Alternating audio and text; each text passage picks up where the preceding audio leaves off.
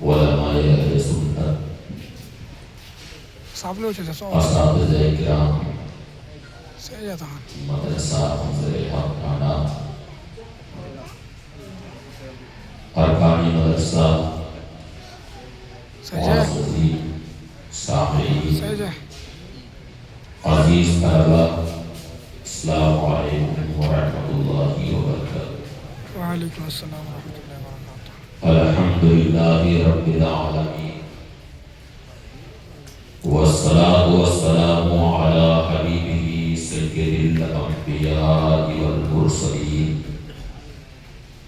وعلی آلہ واصحابہ اجمعین، اما بعد، فاعوذ باللہ من الشیطان الرجیم،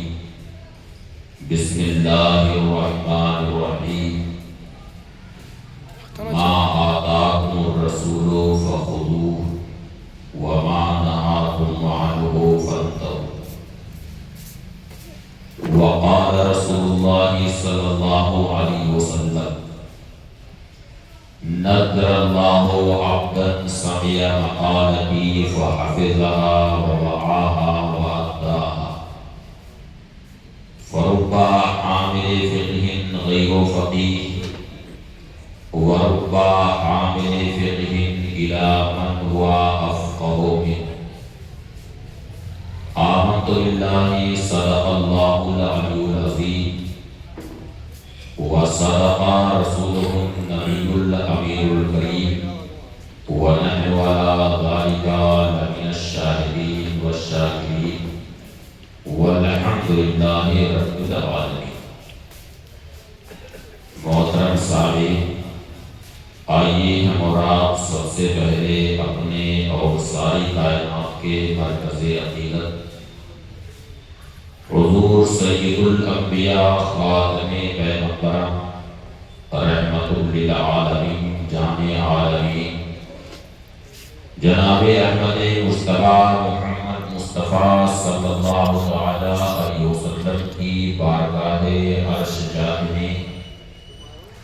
ہدیے درود و سلام پیش کریں۔ اللہم صلی علی سیدنا مولانا شفیعنا و نبینا محمد معدن الجود والکرم وآلہ وآلہ وسلم صلاة و سلاما علیک یا رسول اللہ صلی اللہ علیہ وسلم۔ آج یہ میرے لیے سعادت اور خوشبختی کی بات ہے کہ آج دوسری بار جامعہ منظر حق ٹانڈا کی اس باوقار ختم بخاری شریف کی تقریب میں شرکت کی سعادت مل رہی اور اس شرف سے یعنی درس حدیث شریف کے شرف سے ہم سب انشاءاللہ تعالی مستفید ہوں گے۔ احادیث کریمہ کا درس یہ بہت ہی باعث خیر و برکت ہوتا ہے۔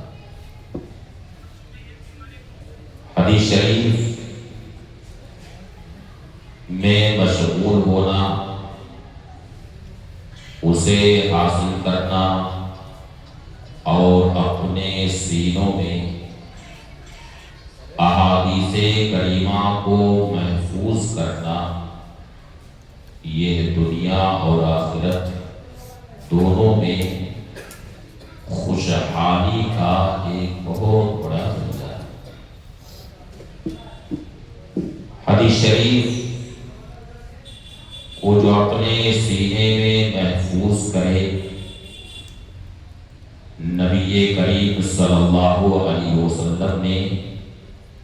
اس کے لیے خصوصی طور سے دعا فرمائی۔ ارشاد فرمایا: نذر اللہ عبدا سمع مقالتی فحفظها ووعاها وأداها،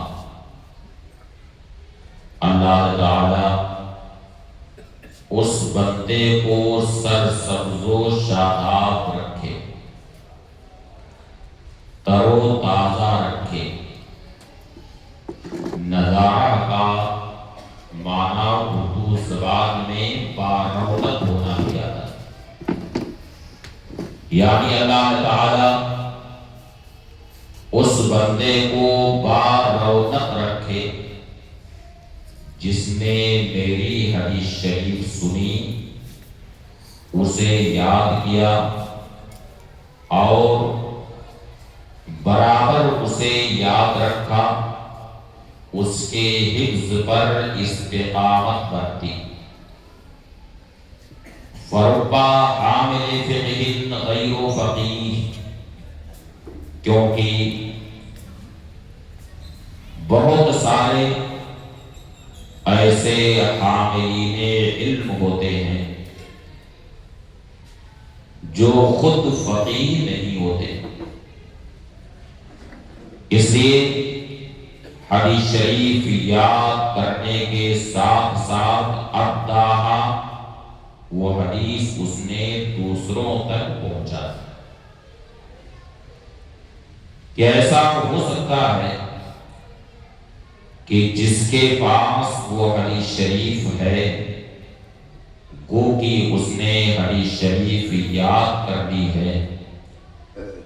لیکن اس حدیث شریف سے کون سے مسائل شرعیہ نکلیں گے، کن مسائل شرعیہ کا اس حدیث شریف سے استنباط ہوگا، اس کے اندر استنباط کا ملکہ نہیں ہوتا۔ حدیث کو یاد ہوتی ہے لیکن استنباط کا ملکہ اس کے اندر نہیں ہوتا۔ وربا حامل فقہ الی من ہوا افقہ منہ، اور ایسا بھی ہو سکتا ہے کہ ایک شخص حدیث کا حافظ بھی ہے، فقیہ بھی ہے، لیکن اس نے وہ حدیث اس تک پہنچائی جو اس سے بڑا فقیہ ہے۔ اس حدیث شریف کے تحت بڑے مشہور محدث ہیں حضرت امام سفیان ابن عیینہ، جو امیر المومنین فی الحدیث کہلاتے ہیں۔ امیر المومنین فی الحدیث یعنی وہ محدث جن کے پاس ساری احادیث کریمہ سندوں کے ساتھ محفوظ۔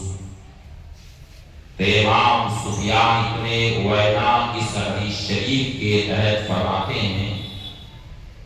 قد استجاب اللہ دعاء نبیہ صلی اللہ علیہ وسلم، وَإِذَا لَا تَجِدُ قَوْمًا يَشْتَغِلُونَ بِالْحَدِيثِ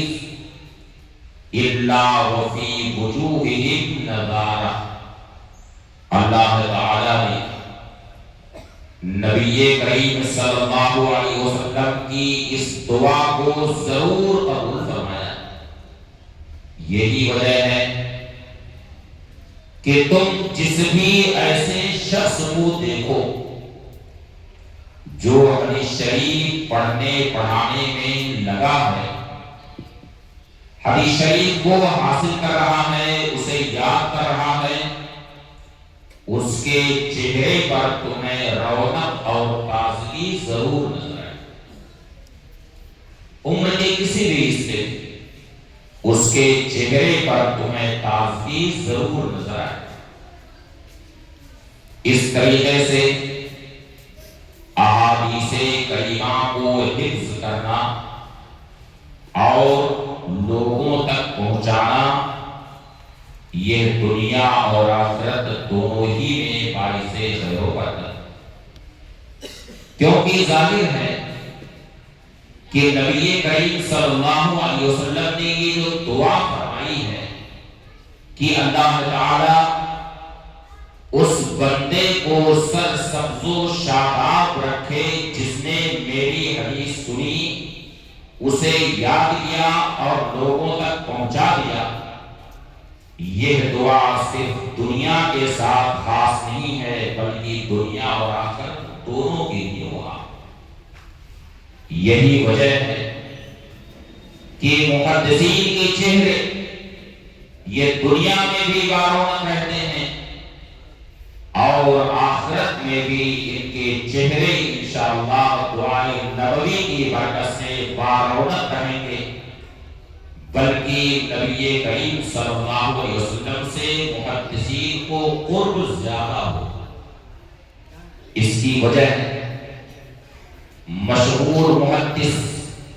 بلکہ خاتم الحفاظ امام جلال الدین سیوطی رحمۃ اللہ تعالی علیہ نے تدریب الراوی میں یہ بیان کی ہے کہ اصل حدیث شریف میں یہ آیا کہ اِنَّا أَقْرَبَكُم مِّنِّي مَجْلِسًا يَوْمَ الْقِيَامَةِ أَكْثَرُكُمْ عَلَيَّ الصَّلَاةَ، یعنی قیامت کے دن تم میں مجھ سے زیادہ قریب وہ شخص رہے گا جس نے کثرت کے ساتھ میرے اوپر درود شریف پڑھا۔ اس کے تحت امام سیوطی رحمۃ اللہ تعالی علیہ فرماتے ہیں کہ ظاہر ہے کہ ایک محدث جب اپنی زبان سے قال رسول اللہ کہتا ہے تو اس کے ساتھ صلی اللہ علیہ وسلم ضرور کہتا ہے، جب وہ قال نبی جو کہتا ہے تو صلی اللہ علیہ وسلم ضرور کہتا ہے۔ اس طریقے سے ایک محدث بڑی کثرت کے ساتھ درود شریف پڑھا کرتا ہے۔ اس لیے قیامت کے دن بارگاہ رسالت سے زیادہ قرب محدثین کو ہو۔ یہی وجہ ہے کہ ایک محدث جس نے اپنی زبان سے، اپنی پاکیزہ زبان سے حدیث شریف کا درس دیا، صبح سے لے کر کے شام تک جس نے قال رسول اللہ صلی اللہ علیہ وسلم کا وظیفہ پڑھا، یہی دن بھر کی اس کی مشغولیت تھی، تو اس پاکیزہ زبان کا بوسہ لینے کے لیے بڑے بڑے اولیاء کرام نے خواہش ظاہر کی۔ چنانچہ اولیاء کرام میں ایک نام آپ حضرات نے حضرت سہل بن عبداللہ تستری کا سنا، صاحب در مختار نے در مختار کے خطبے میں جن بڑے اولیاء کرام کا تذکرہ کیا ہے ان میں ایک نام حضرت سہل بن عبداللہ تستری کا بھی لیا۔ ایک بار حضرت سہل بن عبداللہ تستری سیدنا امام ابو داؤد جن کی کتاب ہے سنن ابی داؤد شریف، ان کے دروازے پر گئے، دستک دی۔ اندر سے امام ابو داؤد نے پوچھا کون؟ آپ نے فرمایا کہ سہل بن عبداللہ تستری۔ دروازہ کھول دیا اور ایک ولی کامل کی بارگاہ میں امام ابو داؤد نے کہا کہ حضور آپ اندر تشریف لیں۔ حضرت سہل بن عبداللہ تستری نے امام ابو داؤد سے کہا یا ابا داؤد انی جیتک لحاجہ ولا ادخل حتی تقول لی قضیتها حتی الامکان۔ اے امام ابو داؤد، میں آپ کی بارگاہ میں اپنی ایک حاجت لے کر کے آیا ہوں، اور جب تک آپ میری اس حاجت کے بارے میں یہ وعدہ نہیں کریں گے کہ اس حاجت کو میں حتی الامکان پوری کروں گا، اس وقت تک میں اندر داخل نہیں ہو سکتا۔ امام ابو داؤد نے فرمایا کہ حضور آپ اندر تشریف لے آئیے، آپ کی جو حاجت ہے وہ حاجت حتی الامکان انشاءاللہ میں ضرور پوری کروں گا۔ امام ابو داؤد اندر داخل ہوئے اور اپنی کون سی حاجت ایک مشہور محدث کے سامنے انہوں نے کون سی حاجت رکھی؟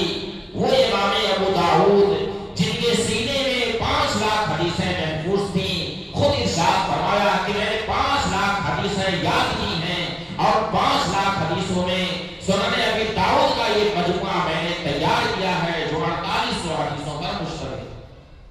سوچئے کہ امام ابو داؤد کو کتنی حدیثیں یاد تھیں؟ 5 لاکھ حدیثیں سندوں کے ساتھ یاد۔ حضرت سہل بن عبداللہ تستری نے امام ابو داؤد سے کہا یا ابا داؤد اخرج لی لسانک الذی تحدث به عن رسول اللہ صلی اللہ علیہ وسلم حتی اقبل۔ کیا فرمایا کہ امام ابو داؤد میں دیکھتا ہوں کہ آپ صبح سے لے کر کے شام تک حدیث شریف کا درس دیتے ہیں،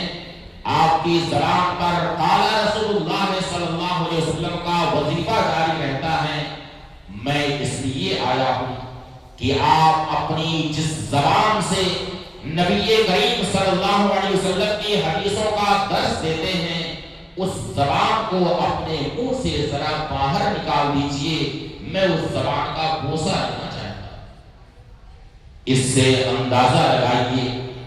کہ ایک محدث کا کیا مقام ہوتا ہے، اس کی زبان کتنی بابرکت ہوتی ہے۔ جس زبان سے اس نے نبی کریم صلی اللہ علیہ وسلم کی حدیثیں بیان کی ہیں، حدیثوں کا درس دیا ہے، وہ زبان کتنی مقدس اور پاکیزہ زبان ہوگی۔ اور انہی محدثین میں سے ایک بڑا نام سیدنا امام محمد ابن اسماعیل بخاری کا بھی۔ محمد ابن اسماعیل یہ آپ کا نام،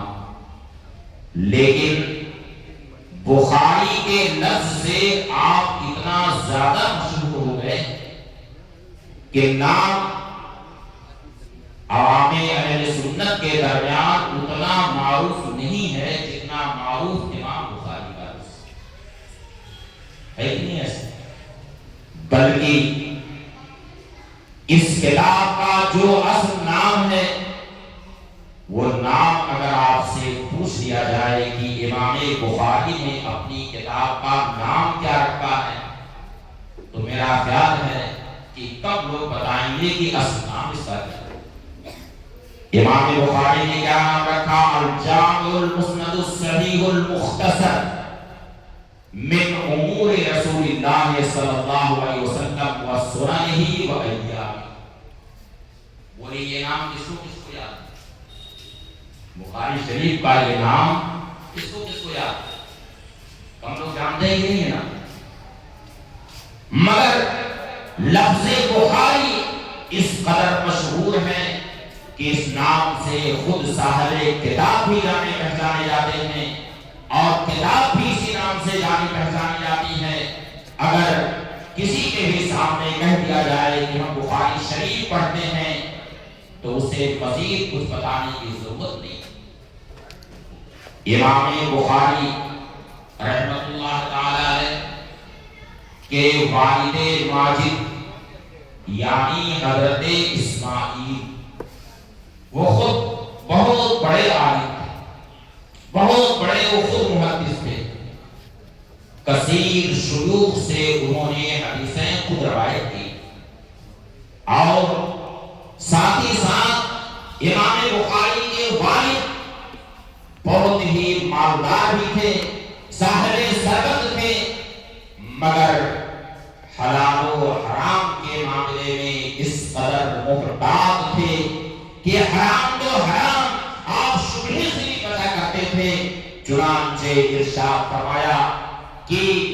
میرے پاس جتنا مال موجود ہے، ارشاد فرمایا کہ ما علمت فی جمیع مالی درہما شبہ، یعنی میرے پاس جتنی دولت ہے، میرے پاس جو مال ہے، میں اس میں ایک درہم بھی شبہ کا نہیں پاتا، بلکہ میرے پاس جو مال ہے وہ سب حلال کا۔ اور امام بخاری کی والدہ یہ خود بہت بڑی عابدہ زاہدہ اور مستجاب الدعوات تھی۔ چنانچہ 6 سال کی جب عمر ہوئی امام بخاری کی تو آپ کی بینائی چلی گئی، آنکھ کی روشنی آپ کی چلی گئی۔ اطباء نے بہت علاج کیا، بڑی کوششیں کی، لیکن بینائی آپ کی واپس نہیں آئی، اور آپ کی والدہ ماجدہ اللہ رب العالمین کی بارگاہ میں کثرت کے ساتھ دعائیں کرتی تھی کہ پروردگار میرے بیٹے محمد ابن اسماعیل کی بینائی لوٹا دے۔ آخر میں سیدنا ابراہیم خلیل اللہ علیہ السلام خواب میں تشریف لے آئے اور انہوں نے امام بخاری کی والدہ کو یہ بشارت دی، یا حاضری قدرت اللہ علی ابن بصرہ بکثرت دعائے، یعنی اے اللہ کی بندی، تمہاری کثرت دعا کی وجہ سے اللہ تعالی نے تیرے بیٹے محمد بن اسماعیل کی بینائی لوٹا دی ہے۔ وہ دیکھ تیرے بیٹے کی بینائی واپس آ گئی ہے، اس کی آنکھ میں روشنی لوٹ آئی۔ چنانچہ امام بخاری کو آپ کی والدہ نے بیدار کیا اور رات میں چراغ جلایا اور اپنے بیٹے سے ارشاد فرمایا کہ بیٹا محمد بن اسماعیل، کیا تم مجھے دیکھ رہے ہو؟ امام بخاری نے کہا کہ ہاں ماں، میں تجھے دیکھ رہا ہوں۔ تو اس سے اندازہ لگائیے کہ ایک بیٹے کی ترقی میں، اس کے ترقی درجات میں ماں کی دعاؤں کا بہت بڑا دخل ہوتا ہے۔ جب باپ ایسا ولی کامل ہو، حلال و حرام کے معاملے میں اس قدر محتاط ہو کہ حرام تو حرام، شبہے سے بھی جب وہ بچا کرتا ہو، اور ماں جب ایسی عابدہ زاہدہ اور مستجاب الدعوات ہوتی ہے تو اس کی گود میں امام بخاری جیسا محدث پیدا ہوتا ہے۔ امام بخاری رحمت اللہ تعالی علیہ کی آنکھ میں بینائی جو لوٹی ہے، علماء فرماتے ہیں کہ امام بخاری کی بینائی پہلے سے بھی زیادہ تیز ہو گئی۔ چنانچہ امام بخاری مدینہ طیبہ تک حاضر ہوئے اور خاص روضہ اقدس میں بیٹھ کر بغیر چراغ جلائے ہوئے، رات میں بغیر چراغ جلائے ہوئے، محض چاند کی روشنی میں اپنی پوری ایک کتاب تاریخ کبیر لکھا دی۔ صرف چاند کی روشنی، چاندنی میں پوری ایک کتاب، یعنی پڑھنا تو پڑھنا، پوری ایک کتاب تاریخ کبیر انہوں نے چاندنی میں لکھا دی۔ ایسی بینائی ہو امام بخاری رحمت اللہ تعالی جب 11 سال کی آپ کی عمر ہوئی تو اسی وقت آپ نے 70,000 حدیثیں یاد کر۔ سوچئے 11 سال کا بچہ ہے اور اللہ نے اسے ایسا ذہن عطا فرمایا ہے، ایسی قوت حفظ سے نوازا ہے کہ محض 11 سال کی عمر میں 70,000 حدیثیں یاد کر ڈالی، اور اس طریقے سے یاد کیا کہ امام بخاری کے جو شیوخ تھے، اساتذہ تھے، ان میں بعض حضرات اپنی کتابوں کی اصلاح اپنے شاگرد امام محمد بن اسماعیل بخاری کے حافظے سے دیا کرتے۔ چنانچہ ایک بار امام بخاری رحمت اللہ تعالی علیہ کہ ایک شیخ نے ایک حدیث کی سند بیان کی۔ سند میں کہا حدثنا سفیان عن ابی زہیر عن ابراہیم۔ امام بخاری نے جب یہ سنی یہ سند تو اپنے استاد سے کہتے ہیں اما ابو زہیر فلا عالم له روایتا عن ابراہیم۔ شیخ آپ نے حدیث کی سند میں جو ابو زہیر کہا ہے، میں نہیں جانتا کہ ابراہیم ابراہیم سے ابو زہیر نے کوئی حدیث سنی،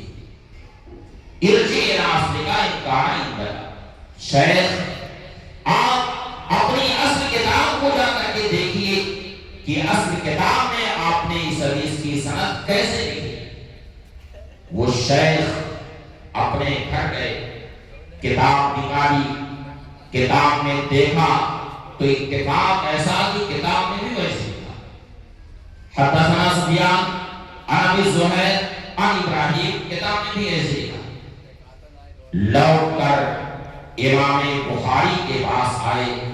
اور ذرا یہ بھی سنتے ہوئے چلیے کہ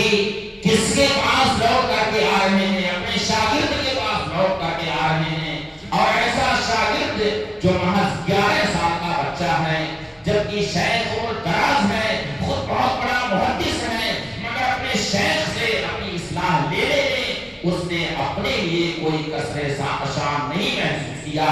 بلکہ اپنے شاگرد سے آ کر کے کہا کہ محمد ابن اسماعیل بخاری یہ بتاؤ کہ ابو زہیر کی جگہ پر کون سے راوی ہیں جنہوں نے ابراہیم نخعی سے اس حدیث کی روایت کی۔ یہ ہم سب کے لیے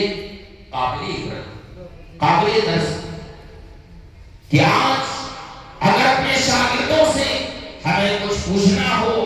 تو ہم اپنے لیے شرط تصور کرتے ہیں، اپنی غیرت کے خلاف تصور کرتے ہیں کہ ایک شخص جو میرا طالب علم ہے، میرا شاگرد ہے، میں اپنی اصلاح اس سے کراؤں۔ یقیناً یہ واقعہ ہم سب کے لیے قابل عبرت ہے۔ چنانچہ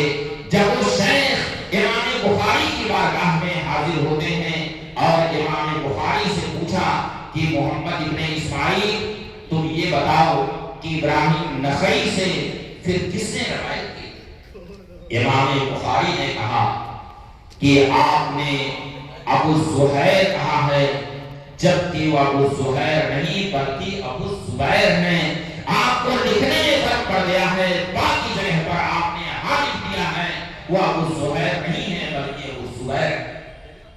چنانچہ شیخ نے پھر اپنی کتاب کی اصلاح امام بخاری کی قوت حفظ سے اس طریقے سے امام بخاری رحمۃ اللہ تعالی نے مسلسل احادیث کریمہ کو طلب کرتے رہے، احادیث کریمہ کو حاصل کرتے رہے، اس کے لیے انہوں نے بہت سارے شہروں کا سفر بھی کیا۔ چنانچہ خود ارشاد فرمایا ارتحلت فی استفادۃ الحدیث الی مصر والشام مرتين وإلى البصرة 4 مرات ولا أحصي ما دخلت مع المحدثين الكوفة وبغداد۔ فرماتے ہیں امام بخاری فرماتے ہیں کہ میں نے حدیث شریف حاصل کرنے کے لیے مصر اور شام کا 2 بار سفر کیا، بصرہ کا 4 بار سفر کیا، لیکن میں نے کوفہ اور بغداد کا کتنا زیادہ میں نے سفر کیا ہے میں اسے شمار نہیں کر سکتا۔ اس سے اندازہ لگائیے کہ امام بخاری جیسا محیر العقول حافظے کا مالک وہ اس بات کو شمار نہیں کر پا رہا ہے کہ حدیث شریف حاصل کرنے کے لیے کتنی بار انہوں نے کوفہ اور بغداد کا سفر کیا۔ اور اللہ کا شکر ہے کہ کوفہ اور بغداد یہ دونوں زمانے میں علمی مراکز تھے، بڑی کثرت کے ساتھ کوفہ میں بھی محدثین رہتے تھے اور بغداد میں بھی بڑی تعداد میں محدثین رہا کرتے تھے۔ اور کیوں نہ ہو کہ سیدنا فاروق اعظم رضی اللہ تعالیٰ عنہ نے اپنے عہد خلافت میں مختلف شہروں میں صحابہ کرام کو حدیث شریف کی تعلیم کے لیے بھیجا تھا۔ چنانچہ کوفہ میں آپ نے سیدنا عبداللہ بن مسعود اور سیدنا عمار بن یاسر رضی اللہ تعالی عنہ کو بھیجا تھا،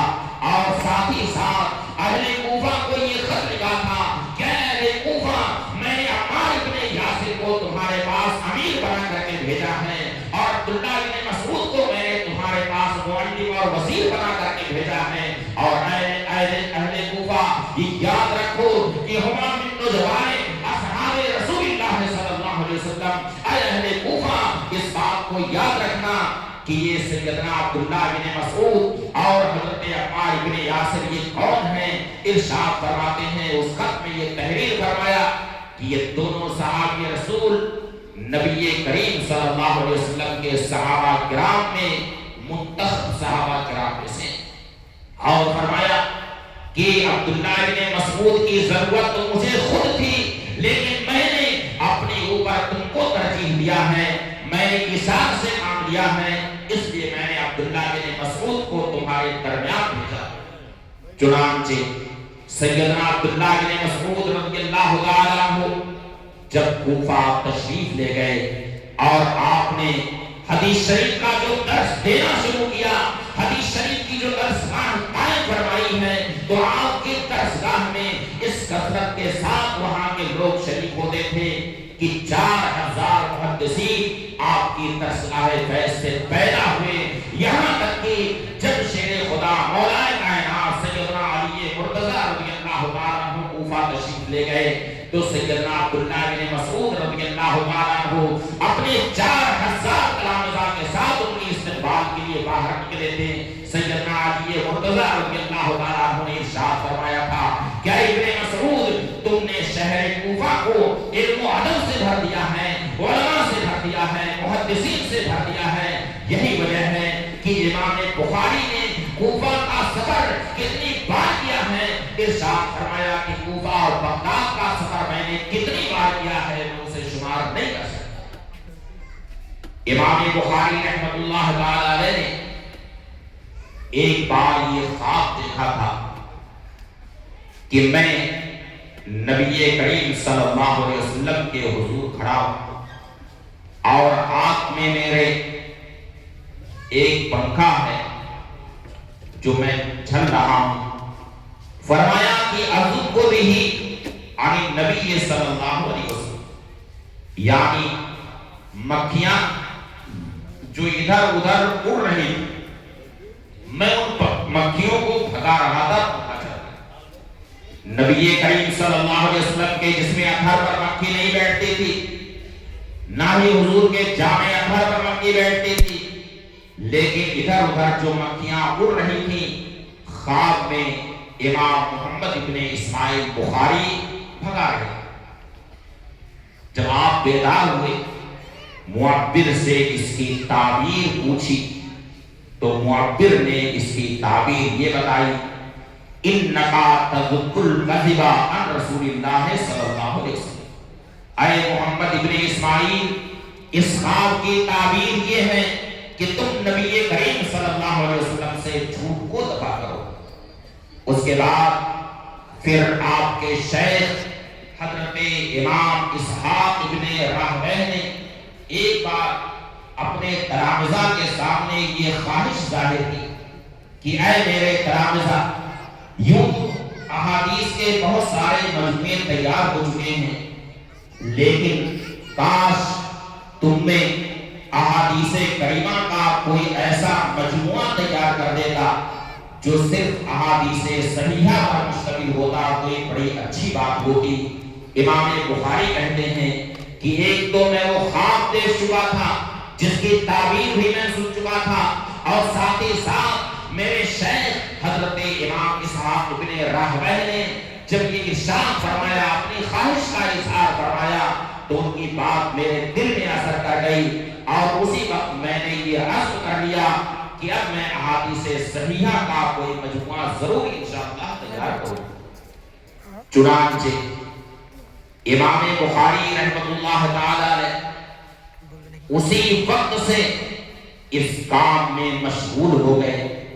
اور کتنے اہتمام کے ساتھ، کتنے ادب و احترام کے ساتھ احادیث کریمہ کا یہ مجموعہ تیار کیا ہے۔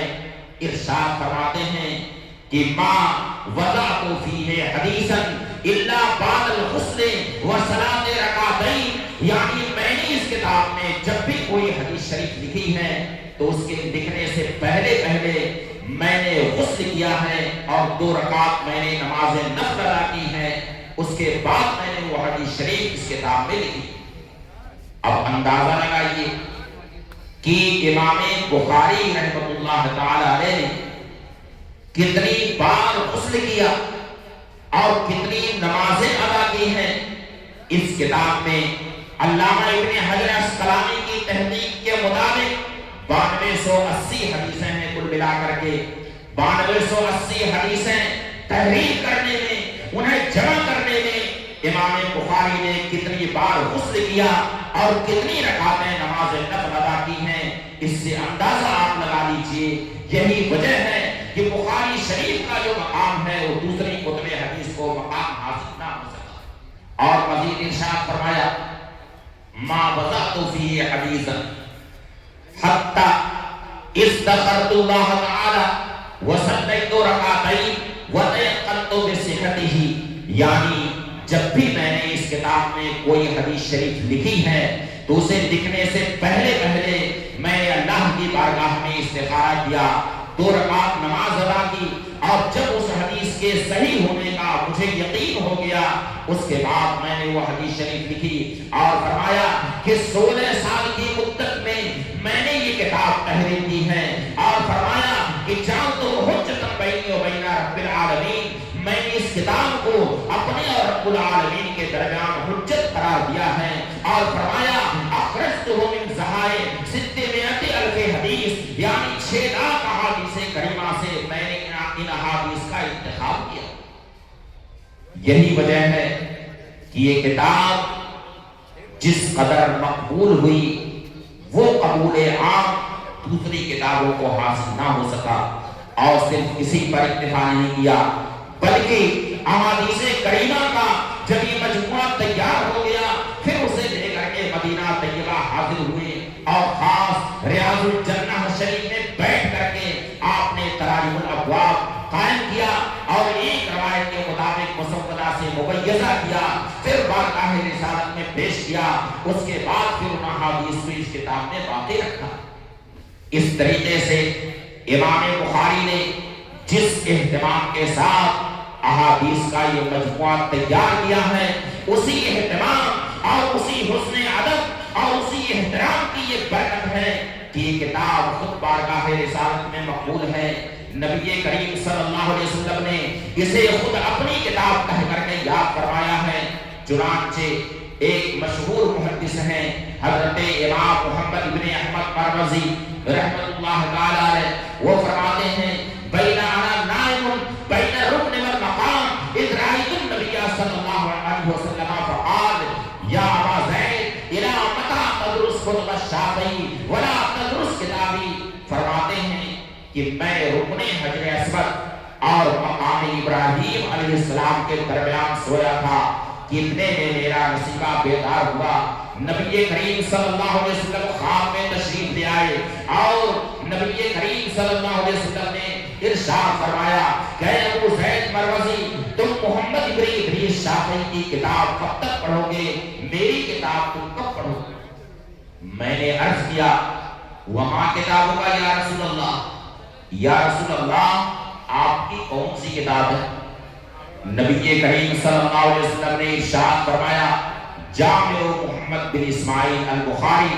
محمد ابن اسماعیل بخاری کی جامع ان کی کتاب میری کتاب۔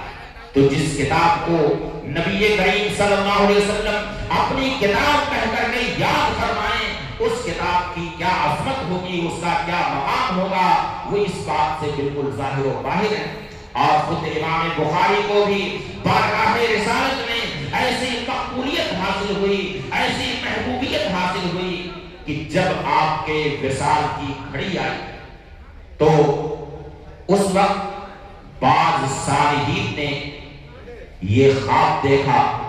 خواب میں انہیں نبی کریم صلی اللہ علیہ وسلم کا دیدار حاصل ہوا۔ فرماتے ہیں کہ میں نے عرض کیا